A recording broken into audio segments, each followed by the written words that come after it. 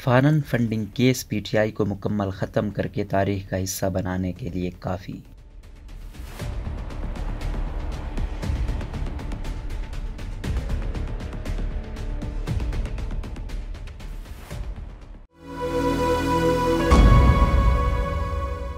आफ्ताब अहमद गुराया के मुताबिक प्रोजेक्ट इमरान खान को लॉन्च करने से पहले इसको हर लिहाज से सजा कर अवाम के सामने पेश किया गया। एक तरफ जहां सियासी मुखालफिन को बगैर किसी सबूत की मुसलसल चोर डाकू कहा गया, तो वहीं सुप्रीम कोर्ट से इमरान खान को सादिक और आमीन करार दिलवाया गया। इमरान खान को एक ऐसी शख्सियत बनाकर पेश किया गया कि मौसूफ से बड़ा ईमानदार और दयानतदार शख्स पाकिस्तान में कभी पैदा ही नहीं हुआ। ये झूठा प्रोपोगंडा इस कदर कामयाब और मुकम्मल था कि आम खास तौर पर नौजवान तबके को ऐसा गुमराह कर दिया गया कि वो इमरान खान के जुए के एतराफ, साबित शुदा ऑफशोर कंपनी और अलीमा खान की साबित शुदा नाजायज जायदादों को भी उनकी ईमानदारी का ही करिश्मा करार देने लगे।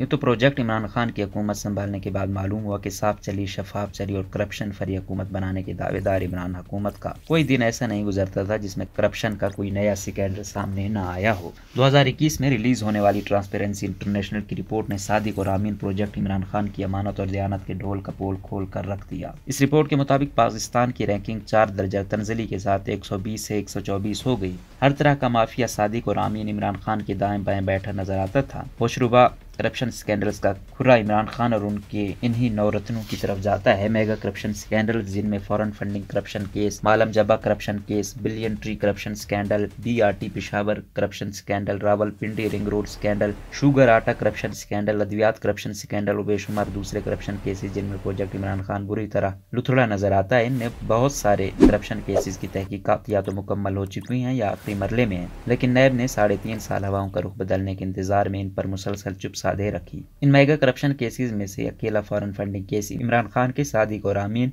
और इनकी जमात तहरीक इंसाफ को मुकम्मल खत्म करके तारीख का हिस्सा बनाने के लिए काफी है। आईन पाकिस्तान के मुताबिक किसी भी सियासी जमात के लिए गैर मुल्की जराये से रकूम वसूल करना जुर्म है। अगर किसी सियासी जमात पर बैरूनी जराये से रकूम वसूल करना साबित हो जाए तो इस सियासी जमात को कलअदम करार देकर इसके तमाम अरकान पार्लियामेंट की रुकनीत खत्म की जा सकती है। तहरीक इंसाफ पर गैर मुल्की जराये से रकूम वसूल करना सिर्फ साबित हो चुका है, बल्कि स्टेट बैंक की तहकीकात के मुताबिक तहरीक इंसाफ के बहुत सारे ऐसे बैंक अकाउंट्स भी सामने आए हैं जो इलेक्शन कमीशन में डिक्लेयर नहीं किए गए। यही वजह है कि पिछले 8 सालों में 7 मरतबा तहरीक इंसाफ ने हाई कोर्ट से इस केस को रोकने और इन कैमरा समात की दरखास्त की है। मालम जबा राजी केस एक और ऐसा मेगा करप्शन केस है जिसकी तहकीकात तकरीबन मुकम्मल हो चुकी है, लेकिन नैब इस पर कोई कार्रवाई करने या रेफरेंस दायर करने से गुरेजा है। सवात के इलाके मालम जबा से 275 एकड़ सरकारी अराजी साल 2014 में कवायद ज़वाबित को बालाए ताक रखते हुए मनपसंद अफराद को तफरीही मकामात के लिए लीज पर दी गई। मालम जबा राजी की लीज के लिए दिए गए इश्तिहार के मुताबिक लीज की मुद्दत 15 साल बताई गई, जबकि मुआहदा होने के बाद लीज की मुद्दत 32 साल कर दी गई, जो कवायद व ज़वाबित की संगीन खिलाफ वर्जी है। इसके अलावा जिस कंपनी के साथ मुआहदा किया गया, इस कंपनी के पास न तो मुतल्लिका तजर्बा था न अहलियत। खैबर पख्तूनख्वा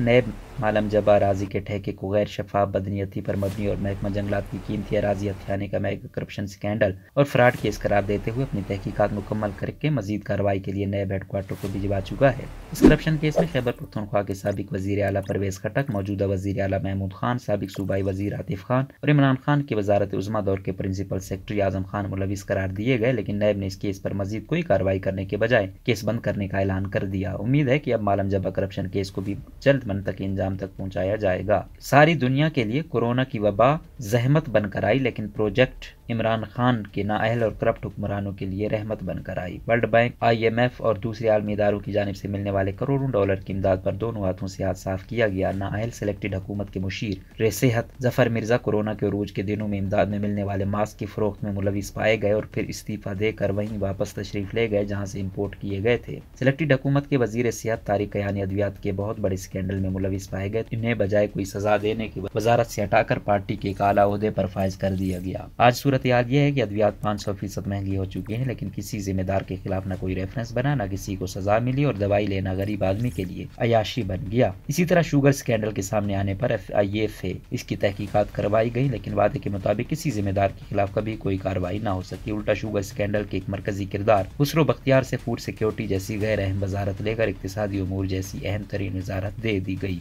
साबिक वफाकी वजीर खुसरो बख्तियार पेशावर एयरपोर्ट से बैरून मुल्क रवाना हो गए हैं ताकि नई हुकूमत आने के बाद अपने खिलाफ होने वाली मुतवक्की कार्रवाई से बच सकें। रावलपिंडी रिंग रोड मंसूबा एक और बड़ा करप्शन स्कैंडल है जो इस दौर से तब्दीली में सामने आया करवाया। अपने रिश्तेदारों, दोस्तों और प्रॉपर्टी डेवलपर्स को फायदा पहुंचाने के लिए रावलपिंडी रिंग रोड के नक्शे में मनपसंद तब्दीलियां की गई। इस मंसूबे में करप्शन की खबरें बाहर आने के बाद साबिक वजीर आजम के चहीते मुशीर जुल्फी बुखारी को इस्तीफा देना पड़ा, लेकिन चंद बड़े अफसरों पर सारी जिम्मेदारी डालने के बाद एक दफा फिर बात सिर्फ एक इस्तीफे तक ही महदूद रही। न कोई रेफरेंस, न तहकीकात, न सजा और सारे मामले पर मट्टी डाल दी गई। खातून अव्वल की फ्रंट लेडी फराह गुजर की करप्शन की दास्तानें भी ज़बान ज़द आम है। इमरान खान खत्म होने से चंद रोज पहले फराह गुजर को पूरे सरकारी प्रोटोकॉल के साथ बैरून मुल्क फरार करवा दिया गया, बल्कि द्रोह बरगर्दने रावी मुबैना तौर पर इस फरार के लिए वजीर आला पंजाब का सरकारी त्यारा इस्तेमाल किया गया। कहा जाता है कि डिप्टी कमिश्नर से लेकर थानेदार तक हर ट्रांसफर और पोस्टिंग का रेट मुकर्रर था और खातून अव्वल को बाकायदा तौर पर इसमें मुलविस करार दिया जा रहा है। वजीर आला पंजाब के भाई और रिश्तेदार भी इस बहती गंगा में हाथ धोते रहे और खुल्लम खुल्ला लंबी चौड़ी दिहाड़ियां लगाते रहे, लेकिन कोई पूछने वाला नहीं था। इसलिए किसी को ट्रांसपेरेंसी इंटरनेशनल की रिपोर्ट पर कोई हैरानगी नहीं होनी चाहिए। प्रोजेक्ट इमरान खान के सादिक और आमीन वजीर आजम इमरान खान की बहन अलीमा खान, जो शौकत खानम अस्पताल के बोर्ड ऑफ डायरेक्टर्स भी रुकन है, उनकी दुबई और अमेरिका में अरबों रुपए की पोशीदा जायदादें सामने आई। ऐसी जायदादें जो FBI से छुपाई गई थी। अब सवाल तो बनता है कि अगर ये जायदादें हलाल के पैसे से बनाई गई थी तो फिर छुपाई क्यों गई और टैक्स एमनेस्टी स्कीम के जरिए इन्हें रेगुलराइज क्यों करवाया गया और जुर्माना किस बात का अदा किया गया। सादिक और आमीन इमरान खान का ही कौल है कि वो टैक्स एमनेस्टी स्कीमों के खिलाफ हैं, क्योंकि चोर और डाकू इन स्कीमों के जरिए अपने काले धन को सफेद करते हैं।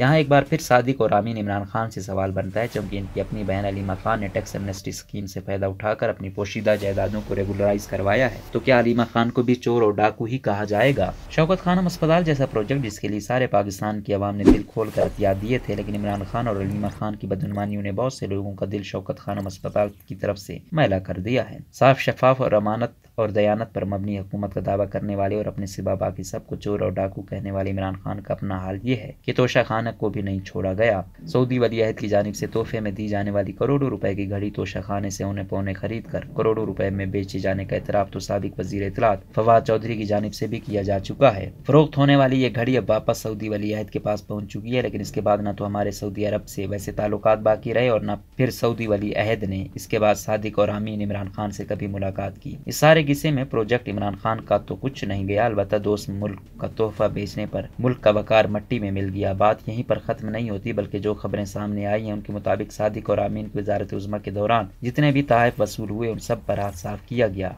इस सब के बावजूद घटाई का आलम यह है कि करप्शन में गोडे गोडे धंसे होने के बावजूद आज भी मौसूफ इमरान खान अपने आप को वाहिद ईमानदार सादिक और आमीन बनाकर पेश कर रहे हैं और अपने सियासी मुखालफिन को आज भी चोर और डाकू कहकर मुखातिब होते हैं। जबकि सूरत हाल ये है कि एक सरकारी अफसर का कहना है कि 3.5 साल प्रोजेक्ट इमरान खान के दौर में इस लेवल की करप्शन की गई और ऐसी दास्तानें सामने आ रही हैं कि जिनकी मिसाल माजी की किसी हुकूमत में नहीं मिलती।